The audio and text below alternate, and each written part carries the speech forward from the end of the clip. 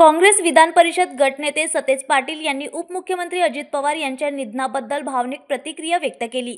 त्यांनी म्हटले, महाराष्ट्रासाठी अत्यंत वेदनादायी आहे। अजितदादांबद्दल भावना व्यक्त करण्यासाठी शब्दच अपुरे पडत आहेत। एक कर्तृत्ववान आणि प्रभावी नेतृत्व आज राज्याने गमावलं आहे। सतेज पाटील यांच्या मते दादांनी राजकारणात आणि जनतेच्या सेवेत जी छाप सोडली ती कायम स्मरणात राहणार आहे।